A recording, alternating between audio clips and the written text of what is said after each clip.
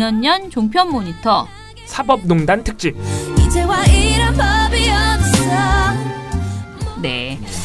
사법농단. 오랜만에 사법농단 얘기를 좀 해야 될 것 같아요. 그게 또 사람들 관심에서 좀 멀어진 측면도 있고. 네네. 그나마 이거를 다시 우리가 이슈로서 볼 수 있는 일이 있긴 있었죠.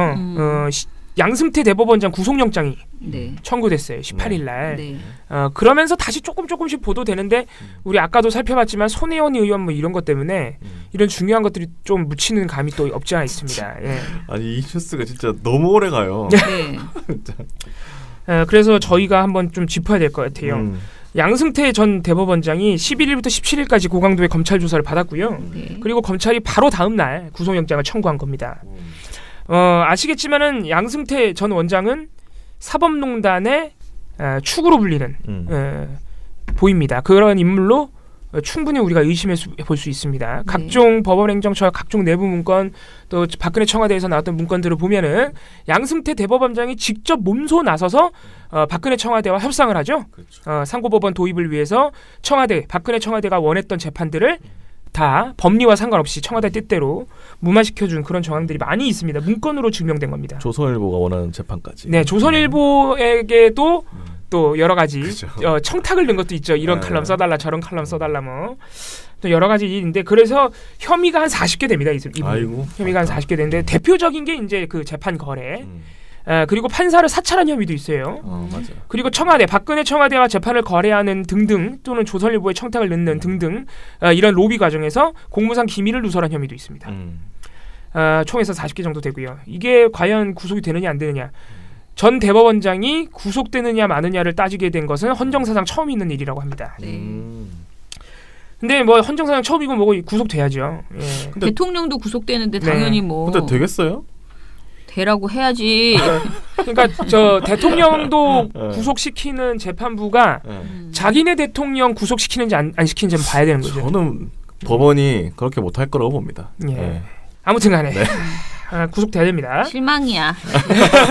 아니 저도 했으면 좋겠는데 뭐 이때까지 하는 거 보면 많은 분들이 별로 기대가 안 가지 않아요. 법원에 대해서. 많은 분들이 구속돼야 된다고 당연히 구속돼야 된다고 생각하지만 사법부를 믿지 못하는 거죠.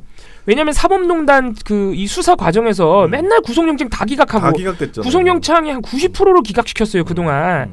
뭐 임종원 이런 분들 중요한 분들 수사해야 되는데 압색도 안 때려요. 압수수색도. 아무튼 여러 가지 의심할 만한 정황들이 있었기 때문에 충분히 불신할 수밖에 없는 그런 상황이긴 합니다. 그런데 그런 불신을 자초하는 게 또 언론에도 있습니다. 아직도 상황이 이런데도 양승태 전 원장을 옹호하는 그런 주장이 여과 없이 나오고 있습니다. 조선일보가 얘기는 안 했을 거고. 조선일보는 그냥 이 건에 대해서는 보도 자체를 안 하는 편이고요. 예. 저희가 오늘 찾아온 것은 MBN 아침엔 매일경제라는 방송인데 MBN이 나섰구나. 예. 물론 MBN이 항상 찬반 여론 그 여야 패널 수를 맞추기 때문에 여기 나왔던 패널들이 전부 양승태 전 원장을 옹호한 것은 아니고 변한봉 변호사라고 있어요. 이분이 뭐 가끔씩 우리 보고서에 등장하는 분이긴 한데 이분이 변호사라서 그런지 이 부분에 대해서 상당히 흥분을 했는데 정말 말도 안 되는 소리로 양승태 전 원장을 두둔하고 있어요. 두둔할래야 두둔할 수가 없어요. 근데 양승태 전 원장을 하기도 힘들어. 그게 어떻게 두둔하지? 그러니까 두둔할 수 없는 걸 두둔하다 보니까 자꾸 거짓말을 하게 되는 거예요. 근데 제가 이거를 오늘 특별히 해야 된다고 느꼈던 이유는 이건 뭐 시청자를 우롱하는 걸 넘어가지고 이게 거짓말을 뻔뻔하게 거짓말을 하거든요. 그 말들을 보면 이분은 변호사임에도 불구하고 사법부의 독립이라는 가치를 완전히 위배하고 있어요. 그러니까 이분의 기본 인식이 그런 것 같아요. 정권을 위해서 사법부가 어느 정도 협상할 수 있다는 인식을 가지고 있어요. 그런 말을 방송에서 공공연하게 해요. 그러니까 저는 이런 걸 보면서 어떤 생각을 했냐면은 첫 번째 MBN이 진짜 너무 준비 없이 방송을 만든다. 그러니까 종편 시사 프로그램이 늘 그렇지만 이런 말도 안 되는 발언이 나오는데 이 패널을 그대로 둔다? 이건 방송사로서는 정말 무책임한 거고요. MBN 아직 차명규 씨 나오잖아요. 예.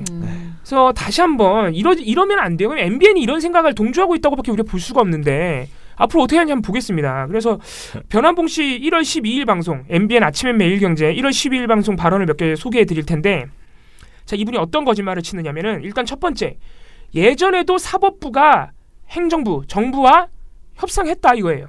보도연맹으로 돌아가신 분들이 수십만 명에 이릅니다. 그것이 이제 한국 이제 과거사를 바로 세우는 과정에서 그분들에 대해서 국가가 잘못을 인정을 하고 손해배상을 해주고 있었죠. 네. 그런데 이제 처음에 보도연맹 소송이 제기가 됐을 때 대법원에서 이 사건에서 상당히 고민을 많이 했습니다. 그러니까 개인별로 그렇게 몇 억씩 그 손해배상을 국가가 해주게 될 경우에 수십만 명에 대해서 수십조 원이 나가야 됩니다. 그럼 우리나라 1년 예산이 200~300조 되는데 거기서 1년의 예산의 1~20%가 손해배상 지급하게 된다면 국가가 파산하게 되겠죠. 그래서 대법원이 기획재정과 협의하게 됩니다. 어쨌든 국가가 잘못한 건 맞는 것이고 국가에서 예산상으로 어느 정도까지 감당할 수가 있겠느냐. 더 어느 정도 기획재정에서 예산을 정해준다면 우리가 여러 가지 법률을 통해서 어느 정도까지 구제할지 우리가 한번 대법원에서 검토를 하겠다라고 협의를 했다라는 말이 있습니다. 물론 이것도 이제 밝혀진 사실은 아니기 때문에 그냥 그 정도 협의가 있을 수가 있습니다. 밝혀진 사실이 아니면 왜 말을 하냐 그러니까. 나 처음 듣는데 그런 얘기. 기획재정부랑 협의하게 안 돼 있어요. 이건 자꾸 이상한 말씀을 하시는 거예요, 그러니까. 이거는 진짜 확인해봐야 되는 거 아니에요? 법적으로? 아니, 거짓말, 그러니까 제가 거짓말. 지금 기사를 막 확인해 보면요, 보도연맹이라는 게 이제 하도 많으니까요. 진주 보도연맹, 울산 보도연맹에서 각 그 동네마다 지금 재판이 진행되고 있는데요. 이게 1심, 2심에서 오히려 2심에서 그러니까 동소시효가 끝났다라고 하면서 파기한 걸 대법원에 다시 한번 올리면 대법원에서 오히려 다시 심의해라. 공소시효랑 상관없이 다시 해라. 그래서 내려보내는 경우도 지역마다 다 다르고요. 제가 지금 보니까 2016년에 그 진주보도연맹에서는 국가배상을 확정 판결을 했어요. 그런데 이때 보면 44명의 유족 156명에 대해서 국가배상 판결을 받았는데 1인당 1억 3천만 원에서 적게는 27만 원, 경우에 따라 다 다르대요. 그렇게 이제 나왔대요. 그런데 이게 지역마다 조금씩 금액은 다르지만은 재판이 계속 진행되고 있거든요. 근데 그러면 이거를 전체적으로 다 그림을 그려서 기획예산처가 이 수많은 사실 이게 보도연맹 여러분이 저희가 요즘 그 책 맨날 읽고 있어서 조금 약간 감이 오시겠지만은 이 보도연맹이 한마디로 그 한국전쟁 중에 공산당이라고 하면서 싹 다 죽여버린 거잖아요. 그러니까 좌익이라고 보이는 사람 사실 좌익이 아님에도 불구하고 양민들을 엄청나게 학살한 사건이거든요. 그러니까 이때 당시에 10만 명에서 120만 명으로 추산되는 민간인이 살해됐다고 추정돼요. 그러니까 엄청난 사건이었는데 그 사건으로 치면은 사실상 이 사람들을 한 명 한 명을 다 준다면 아까 변환봉 씨 말처럼 엄청나게 많은 돈이 들어가는 건 사실인데 어찌됐든 나라가 관리하지 않은 상태에서 양민을 마구 죽인 거예요. 그냥. 그렇죠. 예. 자신들의 정권을 유지하기 위해서 그러면 우리가 이런 아주 비싼 돈을 지불해서라도 사실은 정의를 바로 세우고 잘못된 사람들 그러니까 엄청난 피해를 입은 이 분들에게 보상 그러니까 진상조사와 보상 그리고 다시는 이런 일이 벌어지지 않을 수 있도록 어떻게 보면 아무리 늦었어도 정말 이 잘못했던 사람들을 정확하게 저는 다 끌어내야 그렇죠. 되는 이런 사안이라고 보는데 그런데 이것을 가지고 무슨 돈 가지고 이건 정의를 세우는 문제거든요. 물론 돈도 있지만은 그런데 이거를 가지고 지금 기획재정부하고 돈은 돈 계산해서 이거를 했어야 된다. 자꾸 이렇게 얘기를 하고 있는 거잖아요. 그러니까 정말로 이런 일이 있다면 기획재정부한테 되물어야지 되는 사안이라는 생각이 들어요. 그러니까 오히려 지금 법원은 아주 하도 횡설수설하니까 기획재정부의 입장을 정말 묻고 이 보도에 대해서 대응하라. 이 변환봉 씨 발언에 대해서 이렇게 해야 될 문제가 아닌가라는 생각이 드네요. 우리 인턴 하시는 분도 이 변환봉 변호사가 MBN에 나와가지고 너무 자신 있게 얘기를 하니까 엄청 검색을 해보신 거죠. 근데 그런 사례가 없다는 아예 보도도 없대요. 보도도 무슨 협의를 하고. 그래서 없죠. 이제 우리 인턴분이 찾아낸 것은 그러면 이게 이제 보도연맹 같은 경우에는 국가 배상 판결이에요. 그러니까 나라가 배상해줘야 돼요. 피해자들에 대해서 국가가 잘못한 거기 때문에. 근데 이 국가 배상에 대해서는 기획재정부가 매년 예산을 따로 마련하긴 한대요. 국가 배상 매년 어느 정도 이렇게 그동안 판결 나왔던 게 쌓여 있으니까 올해는 어느 정도로 왜냐하면 국가 배상이라는 게 한 번에 확 주는 게 아니거든요. 예. 그래서 매년 이렇게 예산을 짜서 공식적으로 다 예산을 짜고 공개도 한대요. 다 1년 예산 짜면 원래 공개하잖아요. 어느 정도는 국민들한테 그렇게 다 절차가 마련돼 있고 예를 들어서 그런데 그 1년 안에 생각했던 예산보다 초과해서 국가 배상액을 줘야 되는 상황이 됐다. 그러면 예비비를 또 따로 편성해 놓는데요. 이게 다 이미 그런 절차가 마련돼 있어요. 매년. 그렇게 하고 있어요. 이미. 그러니까 그거 이미 그렇게 돼 있는데 무슨 대법원이 생각해보세요. 대법원이 최종 판결 앞두고 기획재정부한테 가가지고 이 상식적으로 이해가 가냐고요 그게. 말도 안 되죠. 네. 그러니까 돈 있냐? 돈 있으면 돈 있냐? 이거 줄 돈 있냐? 우리가 돈 없으면 너네가 돈 없다 그러면 우리가 배상액 좀 낮춰주고 이게 말이 되나? 만약 진짜 그렇게 했다면 기획재정부가 입장내야 되는 상황이에요 진짜로. 돈 있으면 많이 주게? 말도 안 되는 소리야. 그냥 대법원은 그런 거 상관없이 법리에 따라서 양형 기준에 따라서 하면 되는 거예요. 참. 이런 발언이 본인도 알고 있죠. 그러니까 확인되지 않았다고 하면서 어떻게 자신 있게 막 얘기하고 있는지 이런 식으로 방송을 할 수 있다는 건 사실 이분도 놀랍지만 MBN도 놀라울 따름입니다. 대단하네 네? 진짜. MBN이 이거에 대해서 뭐 특별히 정정하거나 뭐 사과했느냐 안 그렇거든요. 그냥 지나갔어요? 예, 이거는 근데 진짜 이거는 심각한 문제예요. 이런 식으로 방송하는 건. 이런 발언들이 그동안 수도 없이 많이 봤지만 저는 이렇게 아무런 거리낌 없이 사법부의 독립을 부정하는 사람은 처음 봤어요. 방송에서. 이분은 어떤 말까지 했냐면은 그 국민보도연맹 1심, 2심 판사님들은 1심, 2심 판사님 같은 경우에는 단순히 국가 잘못했으니까 손해배상해야 된다. 라고 기계로 판단할 수 있겠지만 대법원에서는 우리가 그렇게 기계로 판단하게 될 경우에는 국가 예산상 부담이라든가 여러 가지 검토할 수밖에 없다. 네. 그러다 보니까 여러 가지 검토할 수밖에 없지 않겠느냐. 나는 이분이 진짜 변호사 맞는지 의심스러운 수준이에요. 진짜. 이게 뭔 소리야. 1심, 2심 판사들이 바보예요? 그냥 기계적으로 판단하게? 다 보고 역사적으로 사실이 증명됐으니까 국가가 배상 책임이 있다고 판결하는 거죠. 그리고 대법원이 국가의 예산을 왜 검토해요? 대법원은 대법원의 일을 하면 되는 거지. 자꾸 그런 이상한 생각을 한 게 양승태 씨인 거예요. 그렇죠. 네. 이런 식으로 이거 국민보도연맹 당시 대법원장 이분이 내가 볼 때 명예훼손으로 고소해야 돼. 이 정도 그렇지. 발언이면요. 그렇지. 예. 아무튼 이건 말도 안 되는 거짓말이에요. 허위사실 유포에다가 명예훼손. 아무튼 이분의 목적은 양승태 대법원장의 사법농단 혐의가 별게 아니다. 이런 목적이 있는 거죠 지금. 또 하나가 있습니다. 이분의 거짓말. 네. 양승태 대법원장이 거래했던 재판 중에 대표적인 너무 많아서 사실 다 대표적이지만 일제 강제징용 피해자에 대한 배상, 손해배상 소송에서 사실 2심까지 다 전범기업과 이런 가해 그룹에 배상 책임이 있다고 판결이 났었죠. 근데 이게 양승태 대법원이 이게 차마 이거 돌리진 못하고 계속 차일피일 미뤘죠. 그래서 판결을. 그래서 엄청나게 판결이 미뤄졌고 그 덕분에라고 하면 좀 이상하지만은 그래가지고 피해자분들이 거의 다 돌아가셨어요. 그 사이에. 예, 아주 안타까운 일인데 이 변환봉 씨가 MBN에 나와서 뭐라 그랬냐면은 그러니까 징용 소송에 있어서 재판 개입 잘했다는 건 아닙니다. 저는. 네. 그런데 대법원에서 단순히 우리가 이 청구권 협정에 있어서 문건 그대로 보다 보니까 우리는 이게 맞는 것 같다라고 판단하기 전에 한일 관계라든가 여러 문제에 있어서 대법원이 어떠한 정책적 판단을 것이 필요하겠느냐. 네. 그런 고민을 하고 있었다는 것이고 다만 이제 그렇게 세세하게 공표하다 보면 그러면 대법원이 왜 법리대로 판단하지 않고 국민의 법감정에 반하느냐라는 말이 나올 수 있으니까 그걸 세세하게 밝히지는 못하겠죠. 그런 고민을 감추는 상태에서 대법원에 있어서는 대법원의 판단은 여러 가지를 종합적으로 고려할 수밖에 없다. 예. 그런 애둘러서 지금 말할 수밖에 없는 상황인 것 같습니다. 요약해 드리면 이런 거예요. 강제징용에 있어서 대법원이 개입한 거는 잘했다고는 할 수는 없는데 대법원이면 그런 검토, 그런 고민, 개입을 해야 한다는 게 이분 주장이에요. 대법원장이 뭘 검토해야 된다? 한일 관계와 정책적 판단을 고민해야 된대요. 아니 무슨 외교관이요? 네. 이런 말도 안 되는 소리를 어떻게 변호사라는 사람이 진짜 놀랬어요, 진짜. 대단하다. 이런 식으로 변호사 일을 제대로 할 수 있을까요? 이런 생각해가지고 이런 식으로 생각하고 법률 관련 일을 하면 안 되죠, 사실은. 방송에 나와서 이런 말씀 또 하시면 안 되고. 대법원장은 한일 관계하고 정책 판단 안 해도 돼요. 그냥 법리에 따라서 잘못한 사람도 잘못했다고 하고 양형 기준 제대로 따져서 양형하면 됩니다. 그러라고 삼권 분립하는 겁니다. 예. 아시면서 민주주의의 기본 원칙을 이렇게 대놓고 부정하고 있어요. 방송에 나와서. 참 놀라운 말입니다. 놀라운 말. 네. 자, 그러면은 뭐 웃기는 얘기입니다. 그러니까 뭐 양승태 전 원장을 옹호하기 위해서 지금 엄청난 무리수를 둔 거예요. 지금 MBN한테는 엄청난 부담이 되는 겁니다. 이거 우리 왜냐면 난 힘이 늘 거거든 MBN으로. 이거 어쩔 수가 없다. 전부 허위 사실이에요, 전부. 이거 그리고 이번에 오랜만에 그 조항 적용할 건데 그거 헌법의 민주적 기본질서 그거 적용할 건데 오늘 밤 김제동의 그 조항을 거론했던 방심위가 과연 이 방송에 대해서 그거 적용하는지 한번 보겠습니다.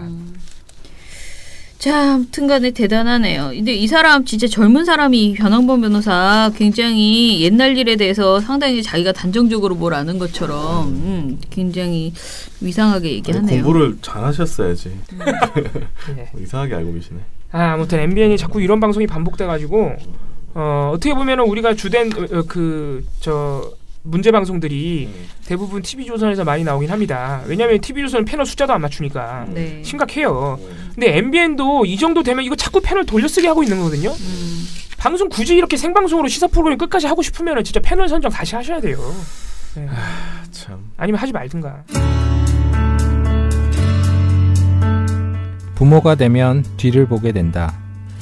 내 인생의 전부가 있으니까. 가족이 살아갈 사회가 언론으로 인해 더 편안하고 안전하게. 우리 가족 첫 번째 시민단체 민주언론시민연합. 심석희 선수 관련된 그 내용도 저희가 보고서가 하나 나왔는데요. 요건 제가 간단하게 그냥 말씀을 드릴게요. MBN 뉴스와이드에서 1월 9일 방송분에서 이 이제 심석희 선수 관련된 이야기를 했거든요. 근데 차명진 씨가 그 심석희 선수를 가지고 정말로 생각을 해보세요. 진짜로. 그렇다고 가위를 가지고 오면 어떻게 합니까? 네? 아니 이게 이거는 곤란해요. 생각해보세요. 예. 석희가 자기 딸이라고 생각해보세요. 이 꽃다운 소녀가 4년 동안 이거 그냥 폭행이 아니에요. 그렇죠. 네. 성폭행이에요. 예. 그리고 성인도 아니에요. 그래요. 그리고 뭐 욱하는 어떤 충동에 의해서 조재범이가 이건 일을 저진 게 아니에요. 4년이에요, 4년. 예. 이런 상황에서 나는 우리 언론들도 좀 이상한 것 같아. 이건 무슨 이걸 통해서 무슨 뭐 체육계 정화의 계기?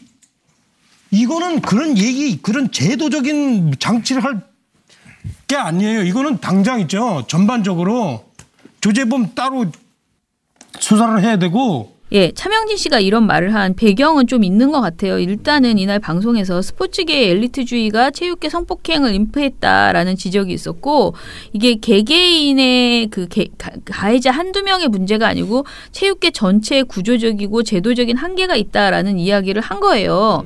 그러니까 이런 어떤 구조적인 문제를 개선하자라는 그런 토론이 오가니까 차명진 씨가 갑자기 느닷없이 그렇게 거대 담론으로 빠지지 말고 요 놈 조재범을 딱 잡아서 딱 죽여야 돼 이 말을 한 거야. 근데 자기의 어떤 그런 취지, 그런 분노는 알겠는데 그 뒷말은 조금 약간 저는 사실은 개인을 일벌백계 하는 것도 중요하지만 여기서 그 사람 뒤에 있는 사실 뭐예요? 빙상계 전체의 문제가 더 심각하잖아요. 그러니까 이 사람을 징계하는 건 당연한 문제고 그 사람 하나만 제거한다고 될 문제는 아니다. 그래서 마땅히 할 말들을 하고 있었다라고 생각하는데 차명진 씨가 지 혼자 흥분해가지고 얘기를 하는 과정에서 석희라고 말을 한 거죠. 근데 그 심석희 선수가 자기 딸이에요? 자기 딸도 아닌데 왜 지 맘대로 반말을 찍찍하냐고. 석희가 뭐야. 그러니까 지금은 또 미성년자도 아니고. 그러니까요. 성인한테.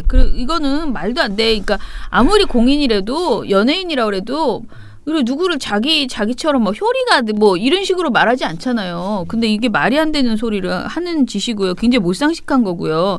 오히려 이게 더 무식한 짓이라니까요. 그러니까 석희가 네 딸이라고 생각해봐라라고 자막까지 이렇게 해가지고는 보도에서 이렇게 나왔어요. 이 방송에서 나왔어요. MBN 제작진은 또 이게 좋다고 생각했는지 차명현 씨가 자기가 석희라고 말도 하고 그 판넬에다 글씨로도 적었거든요. 그걸 확대해가지고 또 화면에 띄워놨어요. 이게 그러니까 재밌다고 생각했나봐 또. 근데 이거는 심석희 선수는 네 딸이 아니기 때문에 그렇게 반말 찍찍하면서 석희라고 부르시면 안 된다라는 말씀을 일단 드리고요. 네. 그다음에 여기서 이제 방송에서 소녀, 꽃다운 소녀, 미성년이었다. 이 말을 정말 여러 차례 했어요. 이게 근데 이 발언이 도대체 뭐가 문제냐라고 생각하실 수도 있어요. 그런데 제가 이제 방송에서 그 얘기를 했는데 우리가 피해자를 말할 때요. 피해자의 나이와 피해자의 직업을 이야기하는 것이 자칫 피해자에 대한 잘못된 고정관념을 갖게 해요. 그러니까 피해자가 어리면 어릴수록 나쁜 놈이고 성인에 대한 성폭력 또는 심지어는 무슨 할머니에 대한 성폭력도 있잖아요. 지금 뭐 그 외국인 범죄 중에 그런 홍대에서 할머니 성폭력했다 이런 사건들도 굉장히 많았어요. 똑같이 나쁜 거예요. 그거를 가지고 막 저급하게 소녀에 대한 성폭력만 굉장히 나쁜 성폭력인 것처럼 얘기하다 보면은 그것이 우리가 가지고 있는 성폭력에 대한 어떻게 보면은 곧 아주 잘못된 생각도 있죠. 성폭력이 마치 그 피해자가 문제를 유발할 수 있다. 뭐 복장이나 직업이나 뭐 밤에 늦게 돌아다닌다거나 뭐 여러 가지에 있어서 그 피해자의 탓이다. 그런데 최소한 어린이나 청소년은 피해자 탓을 안 하겠다라는 기본적인 그 어떤 그 잘못된 생각이 있는 거거든요. 그래서 이들이 소녀였기 때문에 이들에 대한 성폭력은 정말 안 된다라는 말은 그 말 자체가 굉장히 맞는 말이잖아요. 그런데 그렇다면은 그 말을 반대로 바꿨을 때 성인에 대한 성폭력은 그러면은 덜 나쁜가 했을 때 그렇지 않다라는 거예요. 성폭력의 그 나쁨은 정말 다 똑같이 나쁘고 그렇기 때문에 이거 소녀성을 강조하는 것이 자칫 다른 성폭력 피해자들한테는 상처가 될 수가 있고요. 이런 마인드 자체가 바람직하지가 않다라는 지적이 굉장히 많습니다. 그래서 심지어는 일본군 그 위안부 관련된 이야기를 할 때 당시에 끌려간 분들 중에서 그 소녀만 있는 게 아니고요. 성인들이 굉장히 많이 있었는데 이게 소녀상으로 우리한테 대표되고 있잖아요. 그러면서 그렇지 않은 많은 위안부들에게는 2중 3중의 고통을 줄 수 있다는 거죠. 그러니까 왜 성인들에 대해서는 뭐 뭔가 그거는 직업 여성이었다 이런 식으로 막 가는 그런 글들도 되게 많았잖아요. 한동안. 그래서 이게 필요 없는 소리라는 거예요. 그러니까 제가 이거를 뭐 소녀라고 계속 언급하는 거에 대해서 막 너는 천인공노할 나쁜 짓을 했다 이렇게 차명진을 비판하는 것은 사실 오바라고 생각해요. 그렇지만은 이렇게 생각 없이 계속 소녀 계속 강조하는 것도 굉장히 자기 자신이 좀 무심하게 자기 고정관념에 빠져서 한 말이다라고 생각하는 하고요. 그래서 이런 발언을 또 아무 생각 없이 계속 그대로 계속 보여주고 있는 MBN의 태도도 사실 그 책을 저희가 계속 말하는 가이드라인을 한번 읽어보면요. 그 가이드라인 속에 이런 소녀에 대한 얘기들도 이 그 직업이나 연령대를 가지고 자기가 가지고 있는 고정관념으로 이야기하는 것이 적절치 않다라는 말이 있는데 이런 것도 이제 안 읽어본 거 아닌가라는 생각이 들고요. 그러니까 아주 기본적인 문제점인데 역시 이거 백화점식 패널, 백화점식 논평의 문제점이죠. 전문가가 아닌 사람들이 그냥 나와가지고 아무거나 다 하다 보면 이렇게 한계를 노출할 수밖에 없는 거죠. 네. 그리고 뭐 이번에도 그 태권도계 관련된 미투 있잖아요. 그거 하면서 보니까 얘기 들어보니까 태권도계 미투 야상 끌고 가라는 그 제목을 계속 내보냈다는 거예요. 그런데 이 제목이 그러니까 코너명을 이렇게 뽑은 거예요. 태권도계 미투 야상 끌고 가. 그런데 그 방송이 시작되기 전에 광고가 되는 과정에서도 옆에 계속 태권도계 미투 야상 끌고 가라는 제목을 하고요. 사실 야상 끌고 가 이 표현이 되게 선정적이잖아요. 그런데 계속하고 그리고 방송 내용에 있어서도 방송할 때도 이렇게 보니까 굉장히 자세히 이 태권도 코치들이 했던 말들 있잖아요. 그런 것들을 그러니까 성폭력하는 과정 있잖아요. 이런 것들을 굉장히 자세히 전해줬어요. 근데 이렇게 막 그림 사파까지 그래서 말풍선까지 이렇게 집어넣어가지고 구구절절 얘기를 했는데 이게 성범죄를 너무 구체적으로 묘사했고 사파까지 집어넣고 그래서 아주 전형적으로 우리가 하지 말라는 것들을 아주 종합적으로 했다. 제목 섹시하게 뽑고 그림 그리고 그리고 내용도 정말 태권도계의 문제를 이야기한다기보다는 성폭력을 어떻게 했는가에 대해서 이제 집중적으로 이야기를 했다라는 점에서는 좀 문제가 있는 것 같고요. 네. 그리고 자막들도 보면은 이 선정적인 아주 그러니까 관행화되고 아예 몸에 배인 이 선정적 보도 태도가 몇 개 있어요. 그러니까 자막에서 전 태권도 협회 이사 여중생 3명 수십 차례 성폭행하고 느낌표를 찍어놨어. 그러니까 이런 식의 그 있잖아요. 무슨 스포츠 중계하듯이 느낌표를 왜 찍냐고요. 여기다가 이 자막 뽑으면서. 그래서 이게 되게 자기들은 얼마나 나쁜 짓을 했는지를 이야기한답시고 막 주절주절 그 디테일한 걸 자꾸 얘기하는데요. 방송 내용은 실제로 굉장히 비판적이었어요. 당연히 뭐 이게 상식이 있는 사람이라면 그럼 당연히 비판적으로 했겠죠. 예. 이런 보도들이 아무튼 좀 주의가 필요하다라는 얘기를 하면서 마무리를 할게요.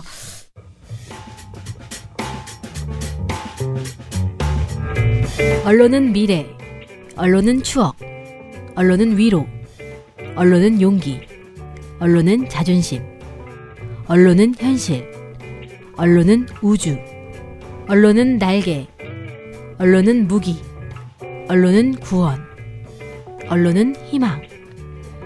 우리들은 언론의 힘을 알고 있다. 민주언론 시민연합.